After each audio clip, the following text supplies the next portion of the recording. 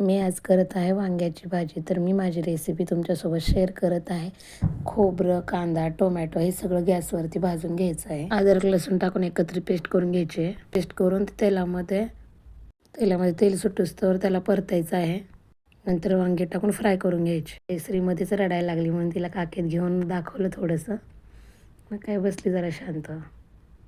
वांगी जरा वाफवून घेतल्यानंतर त्यात गरम पाणी टाकायचं, थंड पाणी टाकायचं नाही. त्यानंतर शेंगदाण्याचं कूट वगैरे टाकायचं आणि घरचा बनवलेला काळा मसाला टाकायचा थोडासा त्यात. भाजी तयार झालेली होती. नंतर घेतलं मी भाकरी करायला. मग काय आमच्या सानूला भूक लागली होती म्हणून तिला एक भाकर झाल्यानंतर जेवायला दिलं. बघा मग फायनल लूक बघा भाजीचा किती छान दिसते. तरी आली एकदम भाजीला. झणझणीत भाजी झालेली आहे. तुम्ही पण ही भाजी एकदा नक्की ट्राय करून बघा, छान होईल. तुम्हाला माझे व्हिडिओ आवडत असतील तर नक्की कमेंट करून सांगा.